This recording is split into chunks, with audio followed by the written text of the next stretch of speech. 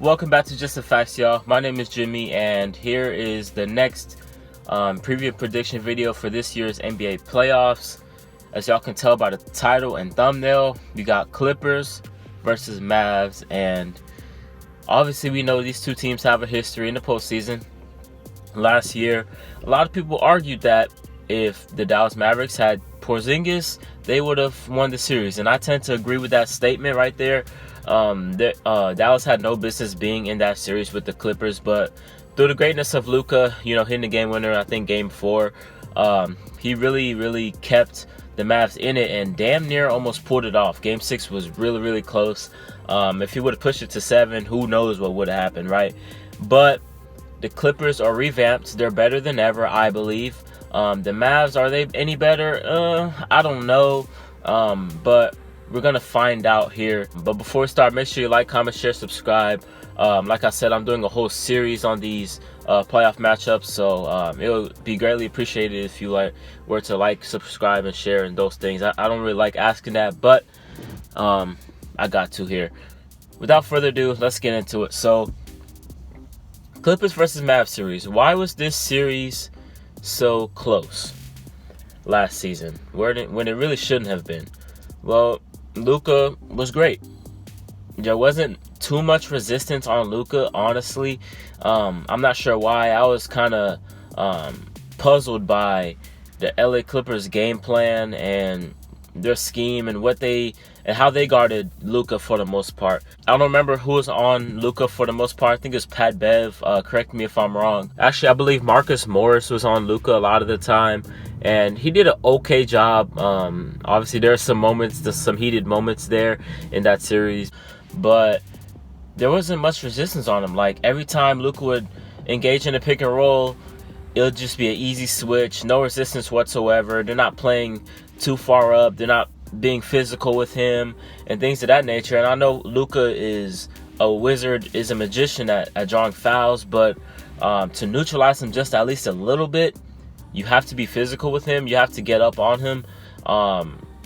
But he just got whatever he wanted. He got the switch anytime he wanted. Coming into last season, we thought, oh, the Clippers are going to have one of the best defenses ever. You got Kawhi and PG, and then Pat Bev, and then Doc Rivers is the coach, and he's a good defensive mind, and all those things. Well, it didn't really look like a really good defense at all in that series, at least. You have to force other guys to make plays off the dribble, guys that aren't really used to making plays off the dribble. Maybe like a Dorian Finney-Smith or Josh Richardson, who aren't as good. Tim Hardaway Jr., I would be kind of scared about. It depends on the day, honestly, with him. Trey Burke gave them fits last year, as well as Seth Curry, who is no longer there. And I think that is a huge thing, a huge loss for the Mavs. Seth Curry and Trey Burke were honestly dominating parts of that series. Like, it was amazing to watch. Like, the Clippers couldn't guard him whatsoever. Too bad Seth Curry is gone, though, but that's in place for Josh Richardson. You sacrifice the offense a little bit for some defense, and I think overall that's the right thing to do. But in this series, I think having Seth Curry out there would really help.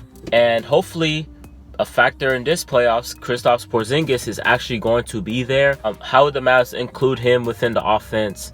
Is he fully 100% healthy? That's obviously the biggest thing with him always is the health.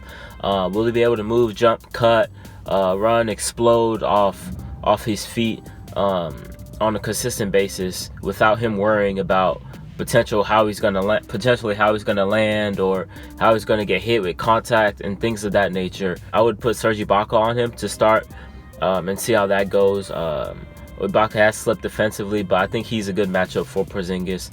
If not, maybe throw Zubac in there. It's going to be interesting to see how if DeMarcus Cousins is on the court, the Mavs are going to attack him every single play. So I don't know how much he will play, but I think we'll see a good amount of Zubac in this series. I think he'll help out with Porzingis a lot. But will Porzingis get his post-ups? Will Porzingis and Luka have their little two-man game, the little pick and pop, the little pick and roll? And things of that nature. That just adds another dynamic to the offense for the Mavs. That really could have put them over the top in that series last year.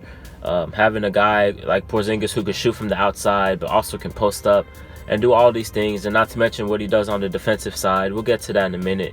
I think your best bet guarding the Mavs is forcing Josh Richardson to shoot and make plays. Force Dorian Finney-Smith to shoot and make plays. Even though he has really improved that three-point shot, you want to test the waters out a little bit. Will we see more traps? Will we see more? Will we just see more creativity from Ty Lue?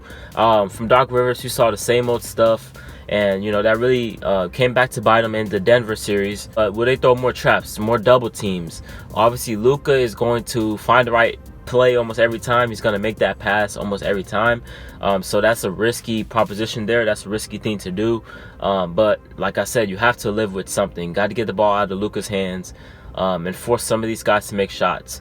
And if Tim Hardaway goes 4 of 9 from 3, then shoot, he goes 4 of 9 from 3. But there's also a possibility he can go 1 for 8 from 3 and be ice cold, you know. So you gotta take your chances there. And similar to what I said with Giannis and Jimmy Butler in the Bucks Heat series, I want to see Kawhi and/or PG take the initiative to guard Luka in crunch time moments or when Luka is getting hot. You know, have some resistance, have some spots where those guys are guarding Luka, because I mean, you can't just put Reggie Jackson on him and call it a day. You can't just put Patrick Beverley on him and call it a day. Like, you have to really just switch it up with Luka, because he's such a great player, such a great playmaker, such a great shot creator, that once you give him the same stuff over and over and over again, he catches on to it quickly, and he's going to pick you apart all day long. So that's how I feel like the Clippers should play Luka. Now, this is the exciting part for me, is talking about the Clippers offense and how they're going to flourish. Obviously, the biggest thing is Paul George showing up. I think Paul George will show up this time around. He was pretty bad. I'm not gonna go hard on him too bad here, but PG was really bad in that series against Dallas. He did come on in games like 4, 5, and 6, but how he started off that series, it was not looking good at all. And I can guarantee you right now, he will not be doing that. With that being said, I think Rondo, I don't know if he's going to start. I don't think he will start. But as the series goes on, you're going to see Rondo getting more and more minutes than Pat Bev or Reggie Jackson. Just because the presence that Rondo has, and Rondo's going to be closing out games too, I would imagine. Just because his IQ for the game and the way in which he can set up the offense and provide easy looks for Kawhi and PG. You know, you can bash PG all you want, and even Kawhi to a lesser degree, but those guys were taking highly difficult shots all the time. Like, if it's like Paul George is taking highly difficult shots sometimes and missing, it's like, okay, bro, you need to figure it out. But if he's shooting high difficulty shots every single time, that's a system problem offensively as a team. And Rondo, he fixes that. You saw that last year with the Lakers.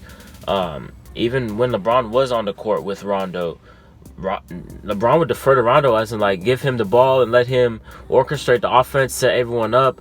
AD benefited so much from that.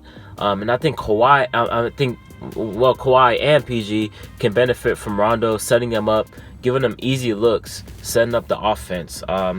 Coming off of giving them catch and shoot opportunities, giving them 1-2 dribble opportunities. You know, you don't want these guys just going ISO all day long. Obviously, PG and Kawhi are going to have their fair share of ISOs, but the offense is going to run much more smoothly with Rondo out there this time around. And I'm sure the Dallas Mavericks defense will not slow this team down, this Clippers offense down. And I've known that the Mavs defense has gotten better. But it's still not where it needs to be in order to be like true contenders. That's why they acquired Josh Richardson in exchange for Steph Curry. He will help out a lot on Kawhi and PG. Dorian Finney-Smith will help out a lot on Kawhi and PG. But other than that, it's like there's not really many other options you can go to. Unless I'm blanking on the name, Maxi Kleber. I think he's going to play, but he's kind of injured right now. He's okay. He was on Kawhi for the most part. He wasn't bad at all. But, I mean, other than that, it's like you don't have too many defenders there. Like, I think they can attack Luka. I think they can attack Tim Hardaway. I think they can attack Trey Burke when it comes into the game. Clippers need to do more of that to also create easier baskets, is to attack those mismatches. And, you know, over time, Dallas is going to start to double team, or they're going to start to trap. And you can find an open guy. You know, if Kawhi and PG can find an open guy quick enough, that's going to create easy looks for Marcus Morris, for Serge Ibaka, for Zubac at the rim, and things like that. And I'll say this also, Kawhi will be Kawhi. He had that one horrible Game 7 against the Nuggets. Other than that, Kawhi has been spectacular in the playoffs. I don't want to hear any slander about Kawhi choking or whatever. Like, yes, he had that one really, really bad second half against Denver. But other than that, there's not much you can say about Kawhi and him coming up short under pressure. He's going to do his thing. He's going to average his 25, 27 points a game on pretty good efficiency.